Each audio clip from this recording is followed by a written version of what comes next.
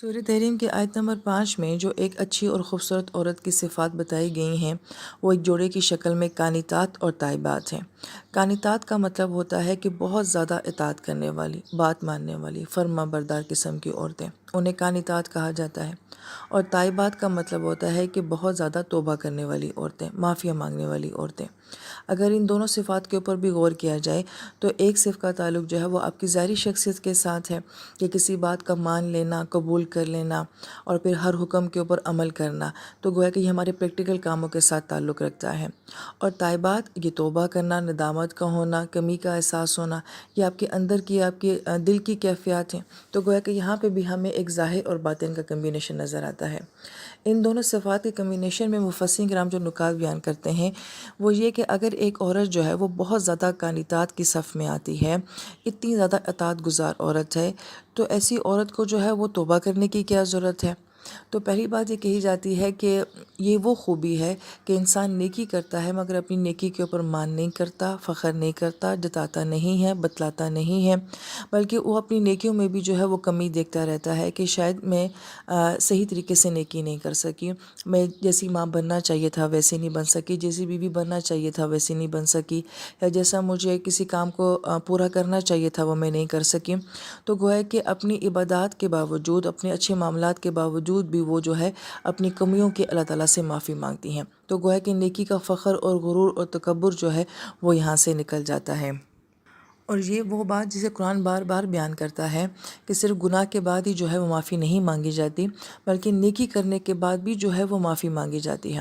ہم اپنے اکابرین کو، اپنے صحابہ اکرام کو اور اس سے اوپر انبیاء علیہ السلام کو دیکھتے ہیں کہ وہ انتہائی نیکی کے باوجود بھی اور ایک بہت اعلیٰ معیار کی زندگی گزارنے کے باوجود بھی جو ہے وہ معافیاں مانگتے ہیں۔ اور وہ ایکچولی کس چیز کی معافیاں مانگتے ہیں کہ اللہ تعالیٰ ہم وہ عبادت نہیں کر سکے، ہم وہ نیکی نہیں کر سکے جیسا کہ کرنے کا حق تھا۔ تو گویا کہ ایک خوبصورت نقطہ تو یہ ہے کہ ایک اچھی عورت کے اندر یہ صفت ہوتی ہے کہ وہ نیکی کرنے کے باوجود بھی جو ہے وہ توبہ کرنے والی اور معافی مانگنے والی ہوتی ہیں۔ دوسری بات جو بہت اہم ہے، جو ہماری پریکٹیکل لائف سے ایکچولی متعلق ہے، وہ یہ کہ قانتات کا تعلق جو کہ آپ کی ظاہری زندگی کے ساتھ ہے، آپ کی فزیکل لائف کے ساتھ ہے۔ تو بعض اوقات ایسا ہوتا ہے کہ ہم بہت ساری باتیں مان رہے ہوتے ہیں اور سامنے والے کے حکم کو فالو بھی کر رہے ہوتے ہیں، لیکن ضروری نہیں کہ اس میں ہماری خوشی بھی ہوتی ہو، ہم وہ کام دل سے بھی کرتے ہوں۔ اگر اس بات کو زیادہ کھول کے بیان کیا جائے تو یہ کہ ہم اپنے اداروں میں ہوتے ہیں تو ہم پرنسپل کی یا باس کی بات مان لیتے ہیں کیونکہ ہمیں حکم کو جو ہے پورا کرنا ہوتا ہے، لیکن ضروری نہیں کہ وہ کام ہم دل کے ساتھ کر رہے ہوں۔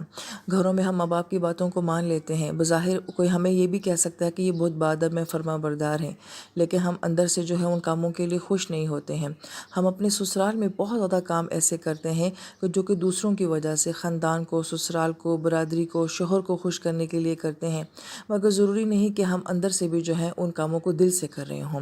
تو گویا کہ اس میں ہم بظاہر تو قانتات ہو جاتے ہیں کہ حکم کو مان رہے ہیں، بات کو مان رہے ہیں، لیکن اندر سے ہماری کیا کیفیت ہے۔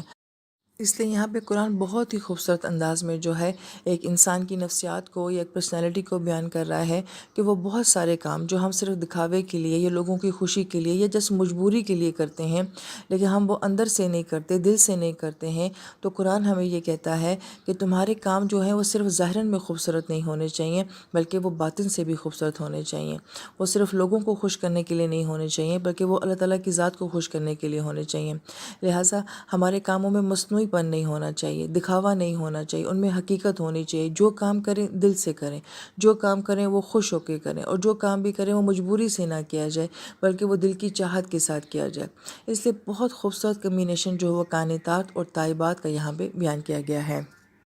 پھر اگر اس کمبینیشن کے اوپر غور کیا جائے تو بہت زیادہ خوبصورت نکات اور بھی ہمارے سامنے آتے ہیں کہ بعض اوقات ہم اپنی زندگی میں بہت اچھا کرنے کی کوشش کر رہے ہوتے ہیں، مگر ہم سے ہو نہیں پا رہا ہوتا، اپنا بیسٹ دینے کے باوجود بھی وہ کام اتنی پرفیکشن سے نہیں ہو پا رہا ہوتا۔ تو تائبات کی کیفیت یہ بیان کی گئی ہے کہ انسان ظاہر سے جو ہے پورا بیسٹ دینے کی کوشش کرتا ہے، لیکن وہ خود اپنی غلطیوں کو ایڈمائر کرتا ہے کہ یہاں مجھ سے کمی رہ گئی ہے۔ کوئی دوسرا آپ کو کہے نہ کہے، ہو سکتا ہے کہ سامنے والا کہہ رہا ہو کہ آپ نے بیسٹ کیا ہے، لیکن آپ یہ جانتے ہیں کہ میں اس سے بھی زیادہ بہترین کر سکتا تھا، اس سے بھی زیادہ اچھا کر سکتا تھا۔ تو گویا کہ یہ توبہ کی صرف جو ہے یہ آپ کے اندر ہوتی ہے، وہ گلٹ جو ہوتا ہے وہ آپ کے اندر ہوتا ہے کہ سامنے والا بے شک میری تعریف کر رہا ہے، لیکن میں جانتا ہوں کہ میں نے اس کام میں کیا کمی کی ہے۔ بڑی گہرائی والی بات ہے۔ تو کوئی بھی حساس انسان جو ہے اور کوئی بھی جو ہے وفادار اور ایماندار انسان جو ہے وہ اس کیفیت کو محسوس کرے گا کہ وہ کوئی بھی کام کر لے اور اس کے بعد زمانہ اس کی تعریف کر بھی لے تو اس کو اپنے اندر احساس ندامت ضرور ہوگا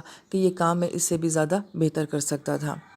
پھر اس اگر کمبینیشن کے اوپر غور کیا جائے تو یہ بات ہمارے سامنے آتی ہے کہ کانتات آپ کی ظاہر کی دنیا سے متعلق ہے اور طیبات آپ کے اندر کی دنیا سے متعلق ہے۔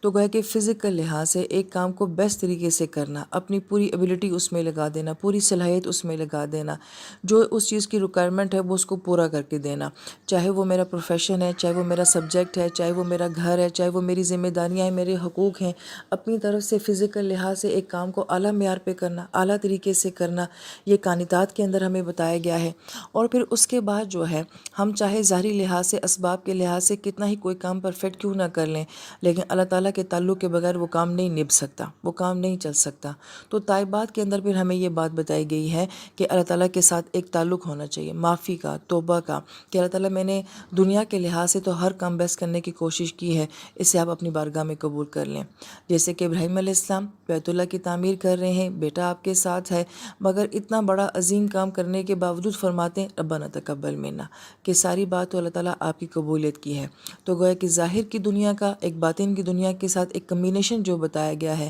کہ ہم ظاہر سے بھی خوبصورت ہوں، باطن سے بھی خوبصورت ہوں، ظاہر سے بھی فرما برداری سے کام کر رہے ہوں لیکن وہ کام ہم اپنے دل کے ساتھ کر رہے ہوں، اور ظاہر کے سارے اسباب اختیار کرنے کے باوجود بھی ہم اندر سے اللہ تعالیٰ کی ذات کے ساتھ لنک ہوں کہ اللہ تعالیٰ کہ میں کوئی کام کتنا ہی اچھا کیوں نہ کر لوں، جب تک آپ اس کو اچھا نہیں کریں گے وہ اچھا نہیں ہوگا۔ تو کانتات اور طیبات یہ خوبصورت کمبینیشن ہے جو ایک خوبصورت عورت کے اندر پایا جاتا ہے۔